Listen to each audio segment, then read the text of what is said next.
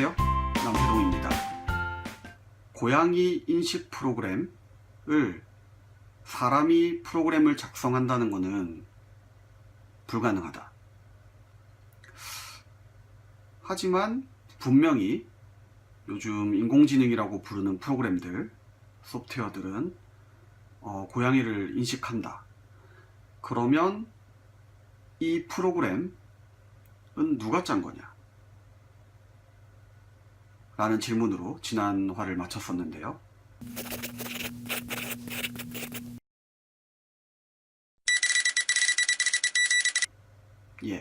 바로 머신러닝에서 얘기하는 머신이 러닝을 통해서 이 프로그램을 짰다고 할 수 있습니다. 프로그램을 짰다, 이 명제가 저 개인적으로는 너무 좀 받아들이기 힘들고 이게 적절한 표현인지 모르겠어서 코드를 짰다라고 좀 변환해봤는데요.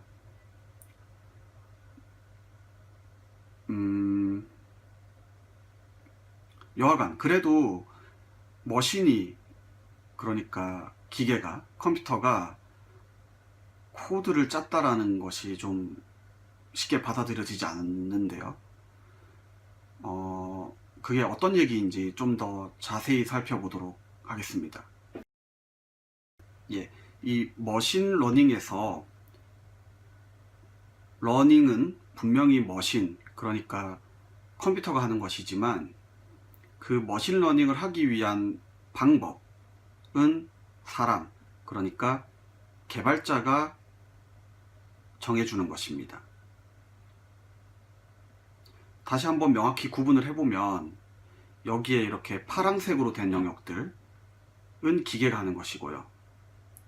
그 밑에 빨간색으로 표시한 부분은 사람이 하는 영역이라고 볼 수 있는데요.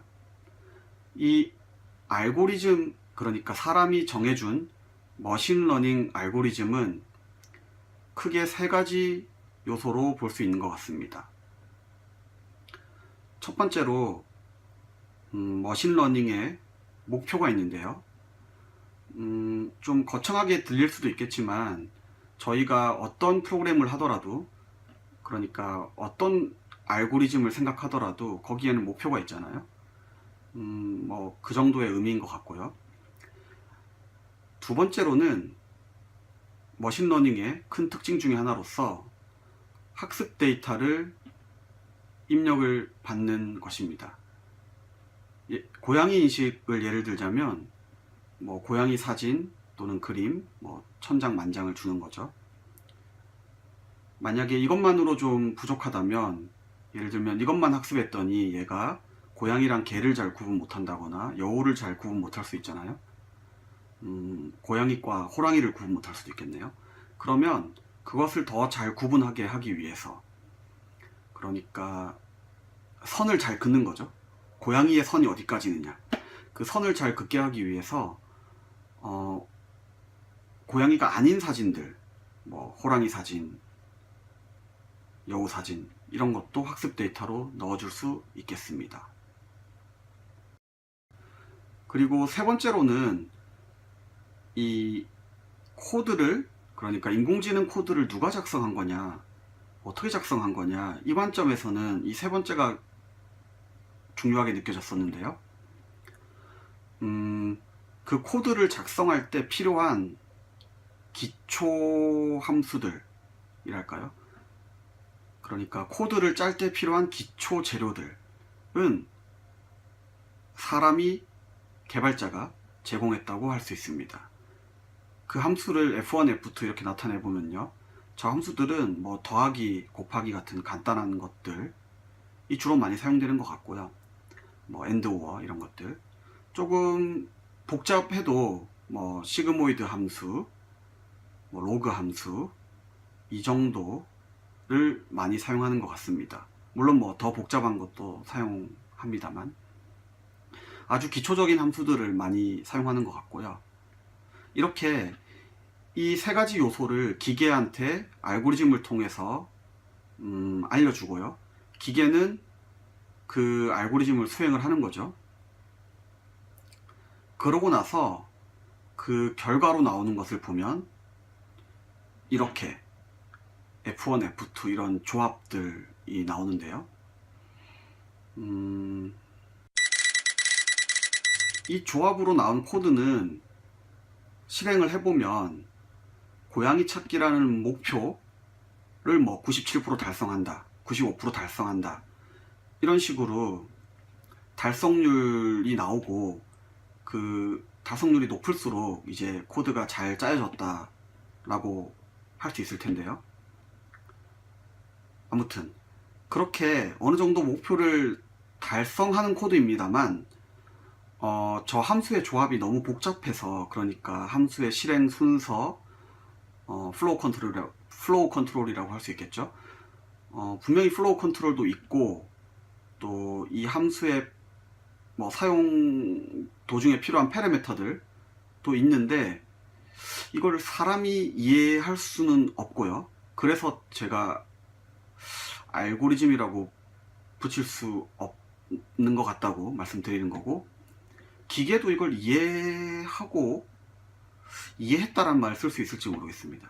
아무튼 기계는 저희가 준 러닝 알고리즘을 통해서 저 목표를 달성하기 위한 함수의 조합, 뭐 파라미터의 설정, 함수의 플로우 컨트롤, 이런 것들을 찾아낸 건데요. 그렇게 해서 목표를 달성하고 있는 건 확실합니다. 뭐 95% 달성했다, 이렇게 결과가 나오니까요. 하지만 그 누구도 그 알고리즘을 이해할 수 없고, 기계조차 이해할 수 없는 것 같고요. 그래서 코드를 짰다라는 표현이, 코드를 짰다, 기계가.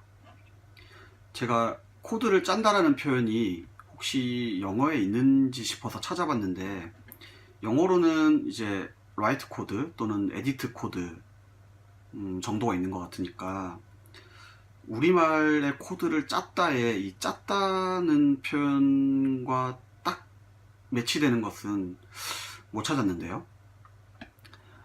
아무튼 이 머신러닝에서 머신이 만들어내는 과정, 이것이 마침 또 우리말 표현의 코드를 짰다는 그 짜는 과정과 딱 잘 들어맞는 것 같습니다.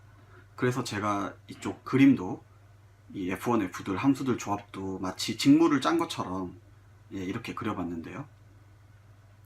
아무튼 이제 기계가 코드를 짜고 있습니다.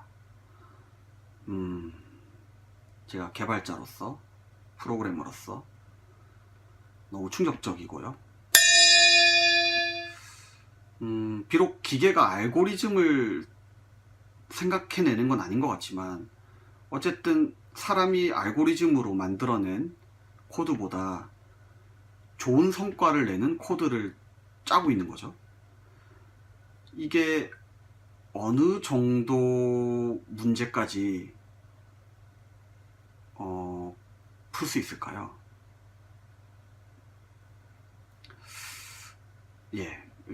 개인적으로는 잘 모르겠고, 아무튼 되게 뭐 재밌기도 하지만 겁도 나고 걱정도 되고 그렇습니다. 1950년대, 그러니까 이제 막 어셈블리 나오고 그러던 시절에, 모니터도 없던 시절이겠죠. 그때 이미 머신러닝에 대해서 저희 컴퓨터의 할아버지들께서, 창조주들이죠, 많이 생각하셨더라고요. 머신러닝의 정의랄까요? 머신러닝이 무엇인지에 대해서 좀 찾아보니까 크게 자주 인용되는 게 크게 두 가지 정도가 있는 것 같습니다. 그 중에 하나가 이건데요. 그러니까 명확히 프로그램 되지는 않은 것에 대해서 할 수 있는 능력을 부여하는 것인데요. 이 정의는 지금까지 저희가 두 화에 걸쳐서 봐온 AI를 만들기 위한 방법으로서의 머신러닝의 뜻과 정확히 일치하는 것 같고요. 두 번째는 좀 더 최근 90년대 말에 나온 정의인데요. 이 정의는 머신러닝이라는 그 단어 자체에 대해서 설명하기에는 좀 더 적합하게 보입니다.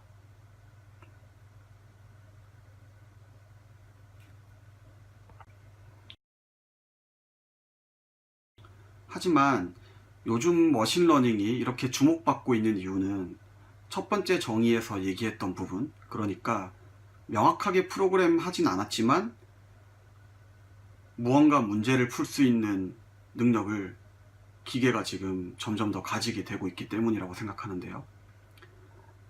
그런 의미에서 보면 이 두 번째 정의보다는 첫 번째 정의가 저 개인적으로는 좀 더 감명 깊게 와닿았습니다. 예, 두 화에 걸쳐서 머신러닝이란 무엇이고 AI는 또 무엇인가에 대해서 생각해 봤습니다. 예, 오늘은 이상 마치겠습니다. 감사합니다.